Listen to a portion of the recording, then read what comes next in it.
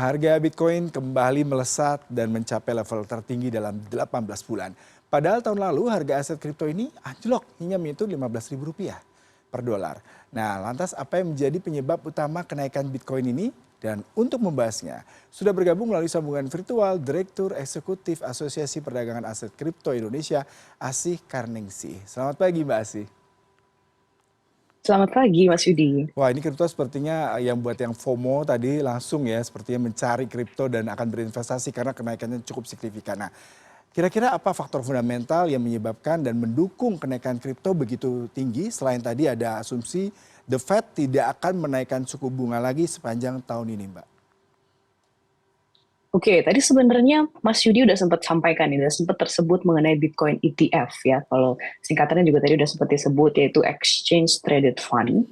Ini salah satu informasi yang saya rasa cukup menarik, yaitu salah satu alternatif bagaimana kita sebagai calon traders atau investor yang mungkin masih ada rasa kekhawatiran menggunakan atau investasi Bitcoin atau kripto pada umumnya, memikirkan nanti gimana penyimpanan sebuah aset digital ini gitu ya, atau dan lain sebagainya. Sedangkan ETF ini menarik, yaitu bagaimana kita dikasih alternatif menyimpan kontrak berjangka daripada Bitcoin itu sendiri, Mas Yudi. Jadi ini ada dua perusahaan saat ini yang sedang melakukan permohonan pengajuan layanan ETF alternatif ini, dan sudah ada sinyal yang cukup positif sebenarnya dari US SEC terkait bahwa akan ada approval nih gitu. Jadi saya rasa di sini yang membuat banyak sekali investor yang mulai merasa yakin bahwa ada sesuatu layanan baru, yang berarti bayangkan kalau teman-teman yang mungkin masih belum terjamah atau belum terekspos ke dunia kripto, akhirnya mereka punya kesempatan alternatif, akhirnya semakin banyak sehingga ada sentimental yang sangat positif gitu.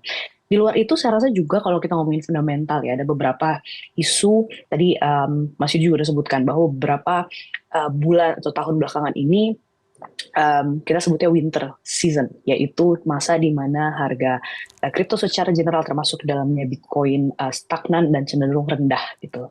Dan ada dua platform jual beli exchange yang cukup besar di dunia yang ternyata tersandung masalah dan lain sebagainya, dan di beberapa bulan belakangan ini sudah mulai settle, isunya sudah mulai clear apa yang terjadi. Jadi kepercayaan masyarakat global sudah semakin baik, dan saya rasa yang akhirnya memboost harganya juga semakin lebih baik adalah bahwa mulai masuknya kembali institutional investors nih sekarang nih Mas Yudi ke dalam market kripto secara global. Berarti tadi ada katakan adanya trust ya dari masyarakat akibat tadi kasus ataupun isu yang terkait dengan kripto, karena tadi dua institusi yang dianggap representatif dari kripto sendiri sudah bisa memberikan sebuah citra positif. Kemudian juga tadi Anda katakan ada bagaimana para pelaku baru ini bisa mendapatkan kepastian secara fundamental terkait hal itu. Tapi kalau kita bicara mengenai Bitcoin sebagai alat investasi atau mata uang digital, bagaimana Anda melihat hal ini, Mbak? Kalau sebagai alat investasi saya rasa sudah tidak diragukan, Mas Yudi. Kita lihat dari tahun 2017 saat awal, tadi juga saya lihat materinya Mas Yudi menyampaikan ada salah satu record harga tertinggi di tahun 2017 untuk Bitcoin gitu ya, dan usernya sudah semakin banyak. Sampai dengan detik ini, data terakhir yang kita dapat di bulan Oktober 2023 ada lebih dari 18 juta investor kripto di Indonesia gitu ya. Jadi secara investasi saya rasa sudah tidak diragukan, kepercayaan regulasi sudah semakin clear gitu ya.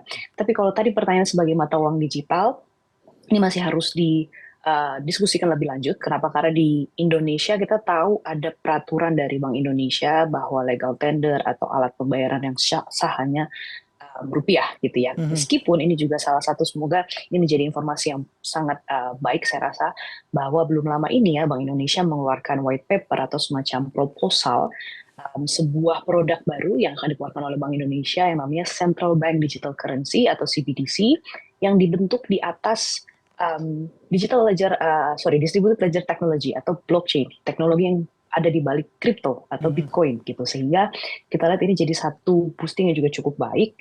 Jadi apakah nanti menjadi mata uang? Saya rasa ini masih proses diskusi yang cukup panjang, apalagi kita tahu ya bahwa ada transisi pengaturan. Sebelumnya kripto diklasifikasikan sebagai komoditas, saat ini setelah keluarnya Undang-Undang P2SK, kita tahu kripto menjadi bagian dari instrumen keuangan. Nah, seperti apakah nanti definisi instrumen keuangan ini, penggunaannya saya rasa kita tunggu bersama nih, karena rancangannya sedang disusun untuk nanti keluar sebagai peraturan pemerintah, Mas Mhm. Yudi. Ya, Mbak Asih dengan berbagai variabel positif tadi yang membuat kita para pelaku investor baru di Bitcoin ataupun kripto sendiri merasa lebih secure karena pemerintah tadi Anda katakan BI juga akan melakukan sebuah kebijakan yang bisa memberikan kepastian secara hukum. Tapi di sisi lain kita para pelaku investasi di Bitcoin terutama misalkan yang FOMO nih Mbak ya karena tadi kan sepertinya informasi terkait dengan harga Bitcoin dan kripto yang begitu melonjak membuat seperti takutnya di tahun 2021 sebelumnya sehingga banyak yang akhirnya zonk gitu. Bagaimana Anda melihat hal ini Mbak? Ya, ya.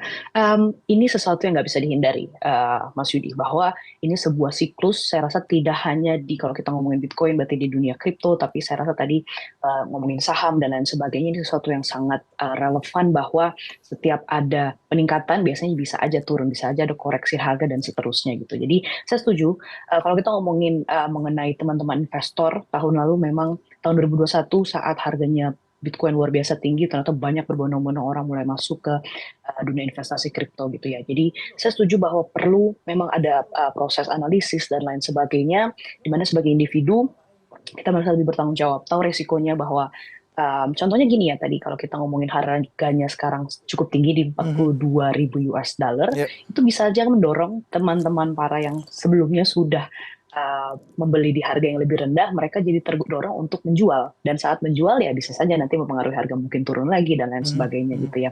Itu satu hal.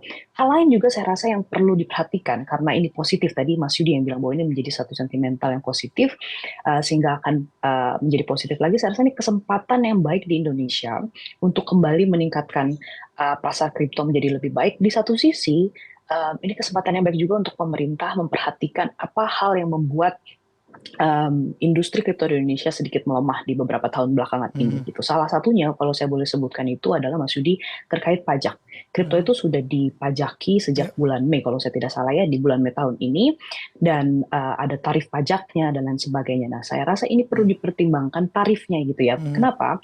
Karena kalau kita melihat platform-platform luar negeri itu mereka sangat murah dalam melakukan Oke. transaksi kripto dan Bitcoin gitu ya bisa hampir 0% fee-nya gitu. Jadi saya rasa ini menjadi satu titik penting untuk mempertimbangkan daya saing pelaku industri dalam negeri gitu. Kita ingin saat kripto meningkat berarti teman-teman dalam negeri, local projects itu juga bisa berkembang gitu. Itu satu hal. Kedua, saya rasa juga terkait bagaimana mudahnya mengakses apa platform jual beli kripto yang belum terdaftar di Indonesia. Nah, ini bisa menjadi resiko tadi FOMO saat dia FOMO menggunakan satu platform yang ternyata tidak Mhm. terdaftar di Indonesia. Nah, ini juga menjadi isu karena saat ini sudah ada list dari Bapepti, Mas Mhm. Yudi, list platform yang bisa digunakan dan terdaftar di Bapepti, diawasi sehingga kalau ada isu-isu ke depannya itu mudah sekali kita melalui lembaga pemerintahan. Itu Mhm. sih Mas Yudi. Ya, ini terakhir Mbak, bagaimana Anda menganalisa kemungkinan harga dari Bitcoin dan kripto ini karena mengingat harga sekarang ini tertinggi dalam 18 bulan terakhir dan menyentuh 15.000 dolar. Bagaimana Anda melihat kemungkinan dan risknya seperti apa nih ke depannya? Oke, Mas Yudi. Saya sendiri harus disclaimer, tidak bisa memberikan prediksi dan lain sebagainya. Tapi kalau kita lihat ya, tren kripto dan Bitcoin pada umumnya, terutama Bitcoin gitu ya, ini sesuatu yang pasti terjadi, ada koreksi, ada konsolidasi, dan seterusnya.